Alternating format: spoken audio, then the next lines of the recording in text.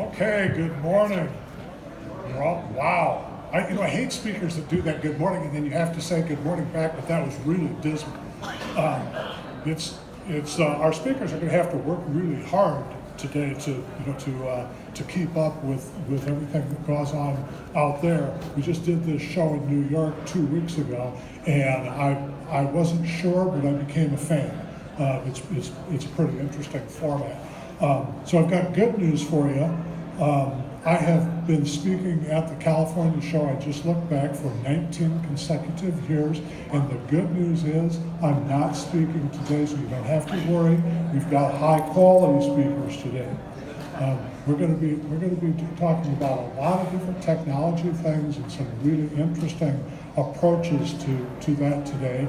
And the lead-off speakers now in the second keynote are both friends of mine and both amazing speakers with really, really great content.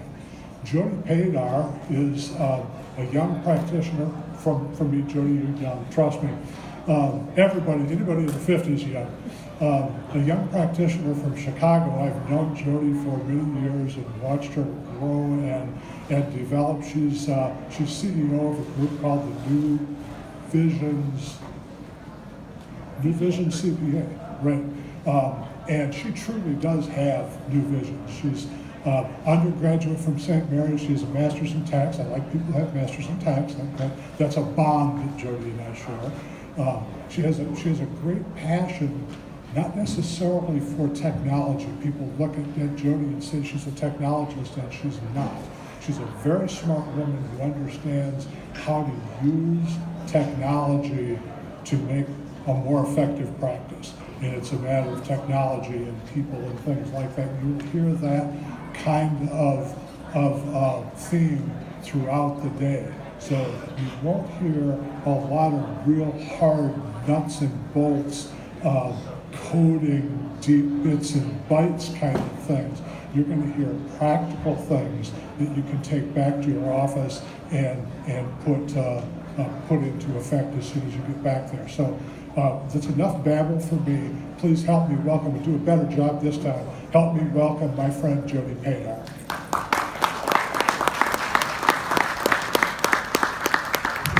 All right. Thank you, Greg. So that was a pretty cool introduction. So I've known Greg for a number of years. But I want to take you back to that day that you passed your CPA exam. Do you remember that day? I remember that day. The 5th time was the charm. Yeah, it took me 5 times. And what was so important about that day was that it was the day I was going to be able to begin my family, because my husband and I had a deal. And the deal was that after I passed my CPA exam, that we would start our family. And my slides, slides. Do you guys see slides out there?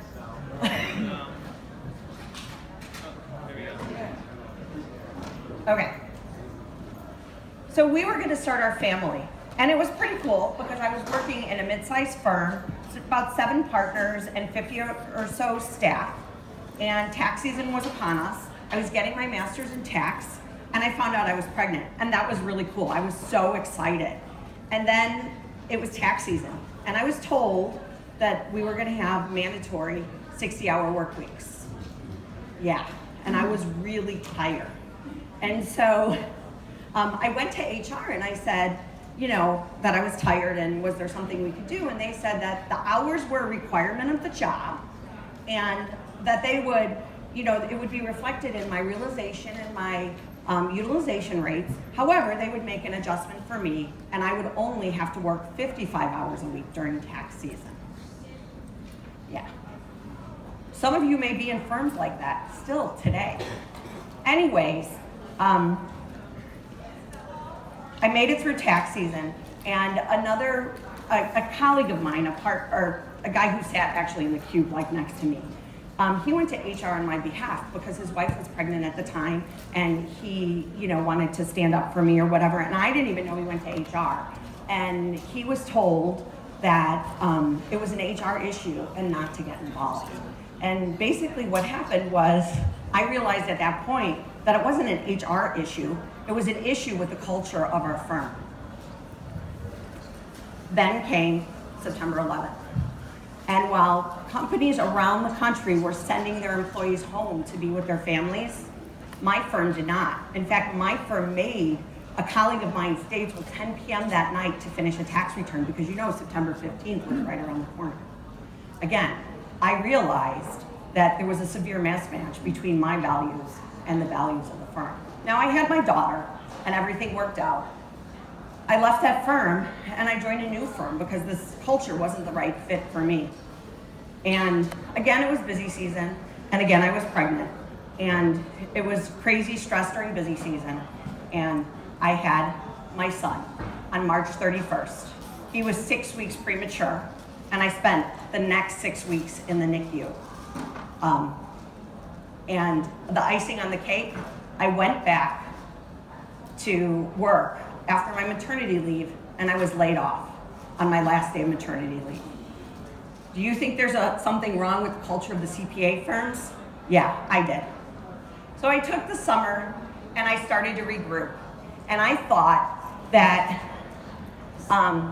if I could find a better firm or a different firm, that it would be good. And I did. I actually found a really nice firm. And again, there was about 7 partners or 50 or so staff. And those partners really cared about their team members. And I believe that they took care of them. But it wasn't really their fault because it was a problem with the business model and with the way the firm is, right? Because I wanted more, and I wanted flexibility in an industry that wasn't based in flexibility. It was rooted in tradition, and it just wasn't part of the business model. So it wasn't necessarily the partner's fault, it was just they didn't know how to change it. And so I left, and I joined my dad's firm, and I figured out that there was a better way to do things, and that I saw that I could utilize technology to gain that flexibility that I desperately needed as a young mother. And with a slight shift in the business model, I was able to create a new firm model, and I named it New Vision CPA Group. Now, entrepreneurs all have a why, and that's what keeps them grounded. When sales are low, when employees drive them crazy, when you have to make a decision and you're just not sure what to do, it's that why that keeps them going. It's that why that makes work not work, and it truly becomes your purpose. And my why, or my purpose, was to develop a better firm culture. And it was the first step on my continuing journey of becoming a radical CPA, where my focus is truly on managing a practice while nurturing a kinder and gentler culture without insane busy season hours, and where we actually focus on results, not on the time spent. A viable business needs to attract the next generation of professionals. We know this. And spreadsheets and timesheets aren't going to keep them because they want more. They want to be creative, and they want an entrepreneurial environment to be with their customers, with their teams, and they want to invest in the next generation or the next evolution of their firm. And the old school firm just doesn't give them that space to do that.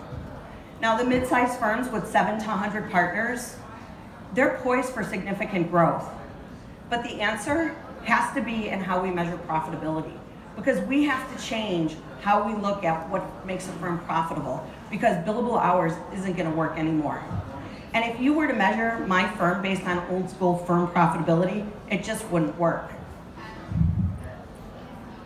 You see, I have almost no billable hours, and my firm only has 5 people. How many of you can know of a firm with 5 people where the managing partner doesn't do any technical work? Yeah, I thought so. Only 30% of my time is actually even considered technical in nature. And I have almost no administrative time as we price and invoice everything up front, even before the work gets started.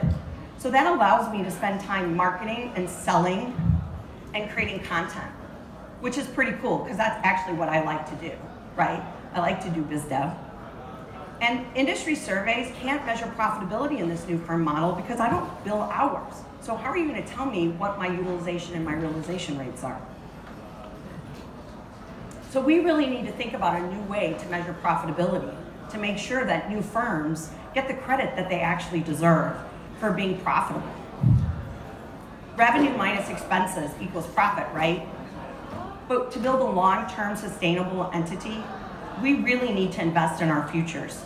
We need to make investments in technology today that will take us into the future. We need to make investments in new people and processes to help redefine and plan for what's next. We need to think about what new services and niches we're going to do so that those niches are going to take us into the future. And I think this is a key one, and this is a hard one for most partners to think about, but we need to think about how much cash we're actually taking out of our businesses versus how much cash we're reinvesting into the future and what's going to happen. Because we know that investments are balance sheet items, and we need to invest in the futures of our firms if we want them to remain relevant. So we know that these investments are going to negatively affect our current year profits, but ultimately they should lead to actually relevance and more profitability in the future. And we need to view these investments differently. And why? Because if we change our firm models, we'll go into a reoccurring revenue model, and that's going to allow us to have the cash flow to actually fuel unparalleled growth, which I think we're ready for. Utilization has been around for as long as the billable hour, and that was fine when we were living in a scarce world, right? When the world was full of scarcity and we had only so many employees, so many hours, and so many clients, and that worked well. But once the world opened up, it doesn't work anymore. Because when we utilize staff better and we use technology effectively, it makes a firm organically more profitable. And everything takes less time because technology can now do most of the work that we used to do. And that's why billing by the hour doesn't work anymore. I mean, how do you bill 2 minutes? We're a small firm, we're now starting to use AI and bots in our firms. So if we're gonna start replacing it with robots and stuff like that, again, how is utilization gonna work? Because are you gonna measure the robot on a timesheet? I don't think so, it's not gonna work. Today's firm is all about abundance because we have customers all over the world. My firm, even though we're located in Chicago, our customers are all over the country. And we can have team members all over the country as well. And we can collaborate with other firms who are located all over. So if we look at the world today in a mindset of abundance, think of what we can do. And then we don't have to be so worried about those hours because it's infinite for us. And our profit can be infinite as well because we can just keep growing. We don't have to worry about not growing. So if we think maximizing profits is a good thing, then here's a big step we need to take. And I know you're all gonna yell at me and get mad, and that's okay. But I think we really need to get rid of timesheets. And the reason we need to get rid of timesheets is because they stop us from creating a culture of innovation. And it stops new ideas from happening dead in its tracks. And we need that culture of innovation to remain relevant as we move into the future. And as CPAs, we want to measure something. We need to measure something. And we know that, right? But time is just not the right measurement. We have to figure out what it is we actually need to measure. Because again, if you're using robots to do your work, how are you going to measure their time? Because they only get smarter and smarter. And if you stick to that timesheet mentality, here's what you're not going to see. You're not going to see collaboration. You're not going to see an incentive to look for a more efficient way, right? Because if you're more efficient, that goes against the timesheet. Teams are not going to be treated as creative professionals, and you're not going to have that customer service mentality. Your engagement regarding pricing, which I think is probably the most important thing within a firm today, is not going to happen. And the reason pricing is so important is because everyone says, well, if you don't have timesheets, the jobs aren't profitable. Well, guess what?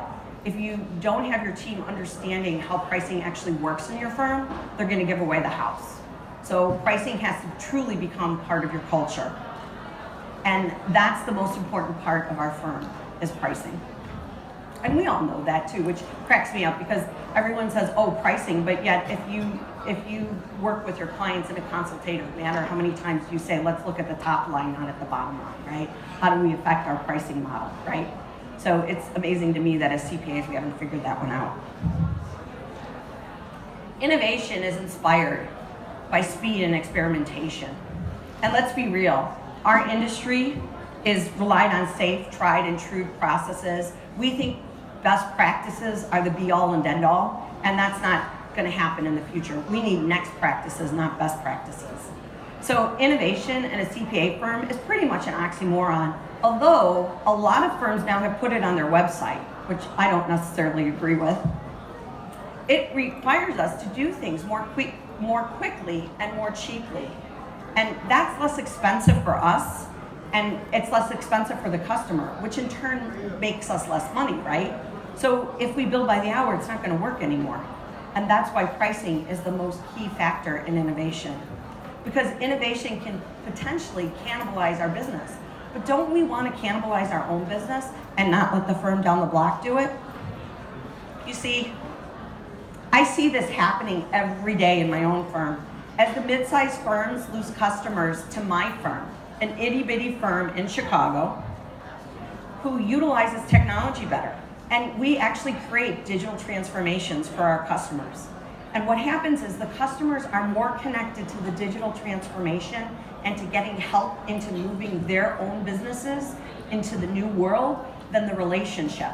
So if you think your client is never gonna leave because they have a relationship with Joe Partner, guess what?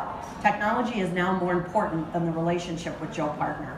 So Joe Partner better figure out how to use technology better. When I first started this radical journey, it was me and the innovators. We were attracting high-tech companies, customers that really were into tech. But today, it's mainstream America that wants to work with their CPA in this new way. It's not just the forward thinkers. CPAs are exposed daily to people and to innovative ideas, and they can come in many forms for many things, but they have to translate into revenue. And we can't say, oh, we're gonna be innovative and not make revenue, right? Not make money. It's not gonna work that way. But transformation will truly come when we can turn our pain points into opportunities. Do we even know what to do with our ideas? I've always had more ideas than time. I bet you know that, right? I'm a pretty creative person. And my first hire, who's now actually a principal in my firm, used to have me come into her office and shake out my ideas on her desk because I was getting carried away with my ideas. And what we did is we put them on just a yellow legal pad, and we just got them organized so that we could actually start to build on them and help organize them, and we got our whole team involved. And I think we have to create those cultures where it's okay to be creative, it's okay to come up with new ideas, even if you're not gonna act on all of them. And we can't just innovate on process anymore. It's just not enough, right? We have to think about how we're gonna innovate around what it is we sell, how we create our products, and how we market those products. And we need more than a new business model. We really need a new set of ingredients that we're gonna bake into the DNA of our firms. We really have to culturally change our firms.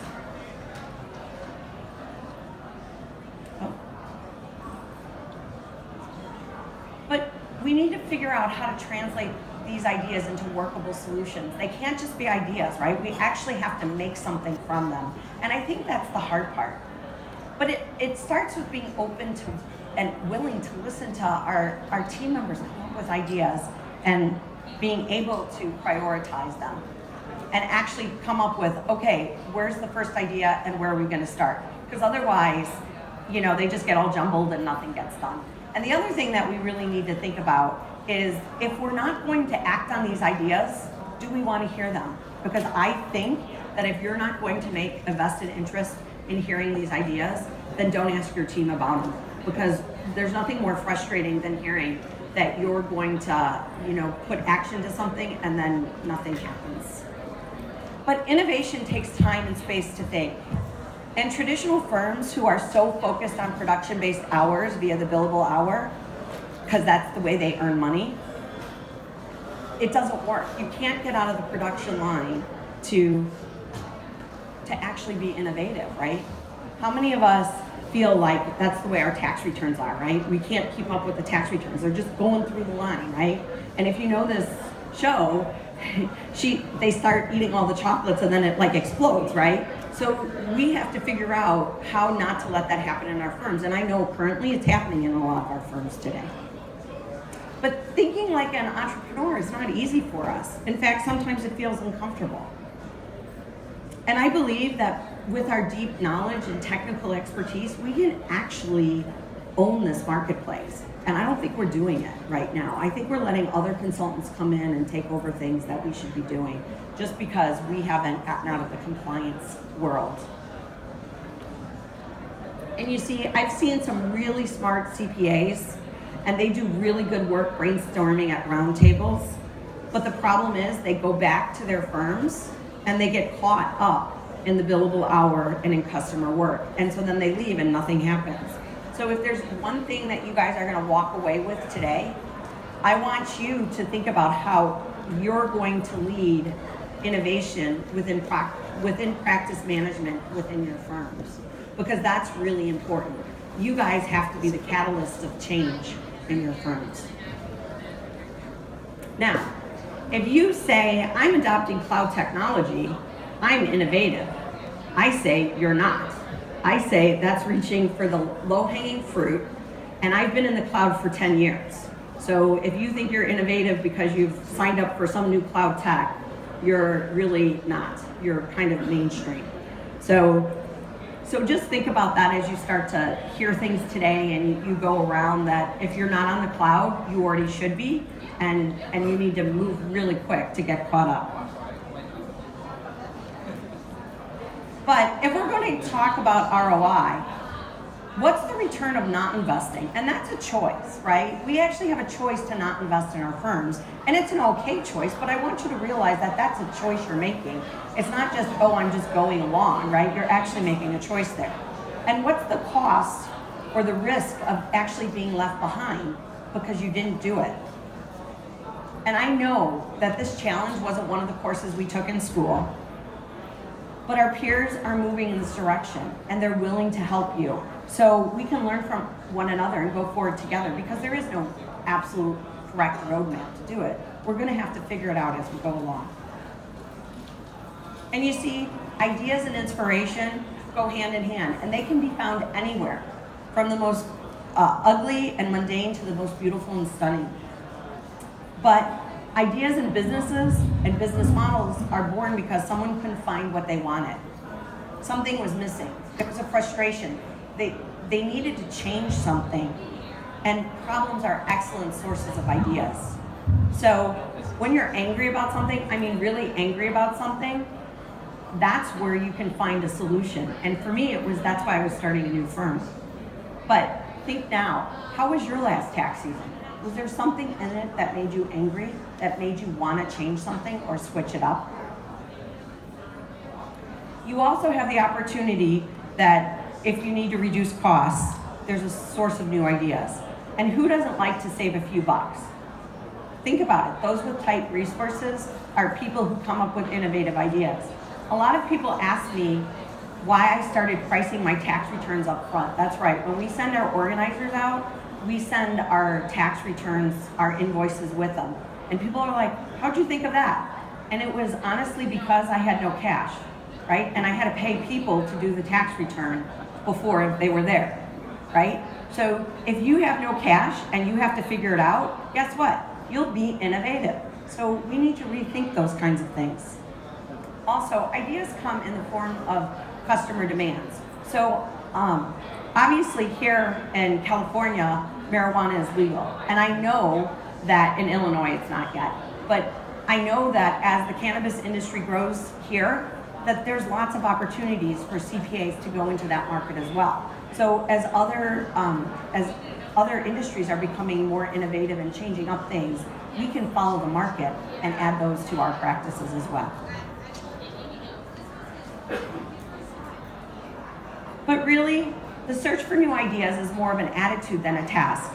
And it doesn't include intentionally looking for new ideas as much as it is being skeptical about what it is we're doing and just looking for a better way and saying, oh, we could do it a little bit better this way. So don't think you have to do this major shift in your firm just think about how you can do a little bit of incremental innovation. Because slowly but surely, you'll move one step at a time.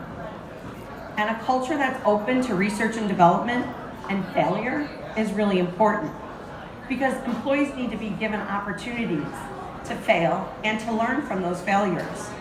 And resources must be allocated to this, right? So if you're in a billable hour mindset, how can you give them 4 hours? So even if you're not gonna get rid of your timesheets immediately, or you're not gonna get rid of your billable hours immediately, how do you give them maybe 4 hours a week or 4 hours a month to actually get out of the production line and do something innovative, right? But you have to consciously allocate resources and budget to that. How many of you have an R&D budget? Yeah, I thought so, right? You know there's a tax credit for that? So why, as an industry, are we not allocating some of our resources to R&D as the world changes so quickly around us? It's really this mindset that's going to reward growth and opportunities and ultimately profit. Now, we go to CPE as a firm, but we also do different things. Recently, I took my firm to see The Greatest Showman. How many of you have seen that? Right? So it's really about an entrepreneur who disrupts the marketplace, right? He's disrupting an industry. But P.T. Barnum succeeded one more time than he failed. So how can you encourage your team to see outside of the lines and maybe learn something different? And of course, who doesn't want to go to a musical with Hugh Jackman and Zac Efron? We embrace ideas at our firm, and we embrace failures. We say, okay, let's stop this. Let's try again if it's not working. If we're doing a new implementation and it's getting sideswiped by customer work and we can't get that implementation done, we stop and say, okay, we have to work on customer stuff now. Then we go back to that implementation. And I think you have to have that mindset in your firm that it's not going to be this strange, this straight process, right? There's going to be hiccups and you're going to have to adjust as you go along. But that doesn't mean you don't stop, you stop doing it just because, got sideswiped for a little bit. And also, a word of warning to those who are bidding their times to retirement, that firms that don't keep up with all these innovations and technology and the best possible solutions, I believe, could be subjecting themselves to malpractice. And we honestly have a fiduciary responsibility to both our employees, our partners, and probably most importantly, our customers. Now, a lot of people think innovation is about tech, but it's about more than tech.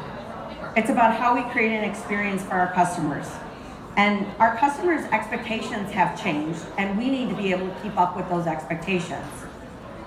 They're comparing our experiences to the experiences they have with Amazon and Netflix. And guess what? We don't have $1 billion to fuel our firms, right? But yet their expectation is that we're going to respond to them in the same manner that Amazon does. So we need to figure that out. And we need to figure out how we're going to move forward to meet our customers' ever-expanding expectations. And right now, I believe we're at the intersection of user experience, tech, and business. And as an industry, we're really still trying to figure it out because we don't have the user experiences that we need from our software vendors. The internet companies that are funded are scaling better and faster and sexier than traditional firms, and VC capital is helping them get there. And I don't know about you, but I don't have VC capital in my firm. So we need the vendors to move faster in this space. We need them to keep moving us forward because our customers are demanding more. So, do you remember what those keys used to be? I don't know, maybe some of you still have a car that still needs a key. Does anyone still have a car that still needs a key? Okay, so I was going to say in the old days, but I guess for many of you it's today. You used to need a key to start the ignition on your car, right? And that worked. And then you used to get the valet, and then you just needed the fob to be in the car, and you press the button, the car starts. and I'm teaching my son how to drive, and I don't think he knows how to start a car with a key, right? He knows only to press the button. And now you can actually even start your car from an app from your phone, right? And I believe that CPAs are going to be the key to the data in the future, and we have to figure out how we're going to be the app, because today we're like that old school key, and how are we going to get that data and be the app for the data? Because we're the key to the data for our customers. Now, when I wrote the Radical CPA, I thought the four fundamental tenets would take us forever into the future. But I realize now, in my old age, that the future actually demands more. That there's a bigger overarching process and management style that we really need to redefine. And that's practice management, that's not technology. And experience has taught me that innovation is not just a one-time business model change, and that the initial radical changes that we made to our firms over the last 10 years will only take us so far. They were a solid beginning, but we have so much more to do. And really, we need to think about how we're going to create a culture that's going to allow change to happen every day, because the world is moving faster than we are. And that's different than continuous improvement or best practices, even though we'd like to be best practices. Continuous improvement is a process, and we need more than a process. And continuous improvement is usually mandated from the top down, but I'm talking about a culture that's going to allow change to happen from the bottom up, and it's going to develop organically. And as it becomes obvious that change is going to be a constant, it's going to be important to think about change by mandate versus change by movement. And while mandated change can be organized and speedy and efficient, and we can say we need to change this, it's hard to get everybody on board with that because they weren't part of creating it. So if you really want your culture to change, you're going to have to be part of it. Where a movement is different. How many of you were part of this? How many of you dumped a bucket of ice water on your head? All right, a couple of you. So a few years ago, I don't know what's happening with my slides, but okay. A few years ago, ALS had celebrities and athletes put together this challenge where basically they would challenge another athlete or celebrity to dump a bucket of water over their heads. And if they did that, the person who made the challenge had to donate money to ALS. And ALS raised lots and lots of money in a short period of time. And more than athletes and celebrities started doing it, regular people started doing it. And then there were YouTube videos, and it was a whole big thing. But nobody told everyday citizens such as yourself to do this, right? That people just began issuing and accepting the challenge, and they were the ones who inspired others to do this. And that's what we need to do in our organizations. We need to think about creating that environment where movements can organically happen, because that's what we need to do if we want innovation to survive and thrive within our cultures. Now, the guys who started the Ice Bucket Challenge had no idea that it was going to become this big thing. And I didn't know that what I was doing was going to become a big thing either. But here I am. I started as a small firm owner with a Twitter account, a big mouth, and a desire for cultural change. I was just recently looking back at a deck, and about 8 years ago, I had 2,700 followers on Twitter, which was a lot at that time. Today, I have almost 500,000 followers on LinkedIn. No one told me to do it or that I couldn't do it. And it was the same for those who joined me along the way. And I want you to invite you to come along. And so if you don't think you can change your organization, myself and a number of others within the industry actually started a movement within the industry. So if you don't think you can do it, look at me and say, oh my God, like she did it, she moved an industry, right? She helped move an industry. So you can certainly move your organization of 2, 4, 6, 10, however many people you have. But partners are going to need to be in tune with their employees in the future. And everyone needs to be part of this change, because we're going to need diverse thinking and different types of people for this innovation to work. And the next gen values diversity, because we're living in a global society and firms can no longer look like this.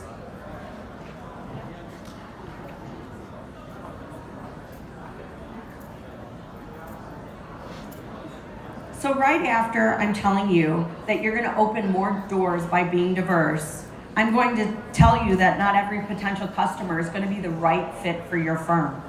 Because when you sell a product, not ours, our product will not fit into every customer's needs. And we're going to need to create that product for an ideal customer. And they'll still be diverse, but they're going to need a solution. And they're going to have one thing in common, and it's going to be that solution.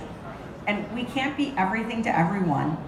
And we're going to need to figure out what our service niche is, and we're going to need to figure out how we're going to fill it. And that's going to include customer experience and technology. And that's going to support our business, because it's going to become part of the products we sell. And are any of you guys doing client accounting services? So that's what productizing a service is. All we did is we put all the things together that would be essentially outsourced bookkeeping, or write-up as they used to call it, right? Or client accounting services, whatever you want to call it. And we created a product around it. And that's what I believe we have to do for every piece of our firm in practice management. We will need to selectively choose the right technology that will be packaged as part of our solution. And technology facilitates that capacity and transparency and ultimately transformation. And when there's only one way to work with our firm, we're going to attract the people who want to work with us in this way. And with uniformity, we can actually scale. Today, we can't scale. And as I see all these merger roll-ups and all these firms get bought up by the bigger firms, you know what? All I see them doing is adopting time and billing. I don't see them actually molding their cultures to be one firm. What I see them doing is using a common time and billing system. And that's not going to fly in the future. I think what's going to happen is they're all going to unmerge, because we really need to think about organically changing our cultures. So what I've realized really is that firm management is evolving into product management, which is like a software term. And it's the organizational life cycle dealing with the planning, the forecasting, the production, and the marketing of a product or services. And a productized service is organized differently, right? Because it's designed to match both the incentives of the customer and the incentives of the provider so that everybody's happy. And while technology is a part of it, it's not a technology implementation. And the other thing it's going to allow us to do, it's going to allow us to iterate and reiterate on these products, because I think they're still going to contain our ethical stuff, right? They're still going to have, you know, all the things that our traditional CPA values include, right? So they're going to be ethically correct, they're going to be technically correct, they're going to do all this stuff. But we're going to release them, and then we're going to iterate on them over and over and over again, because we can't wait just a year, or I would say even 2 years, to change something up. We're going to have to figure out how to be changing what it is we sell on an ongoing basis, similar to the way a software company does it. In addition, strategy isn't what it used to be. It's not a once-a-year process. Strategy needs to be connected to our firm's goals and our initiatives, and back to what we actually sell, not just, oh, we're selling hours, because remember, we're going to change that whole model up. And we all know the story of the poor strategic plan, right?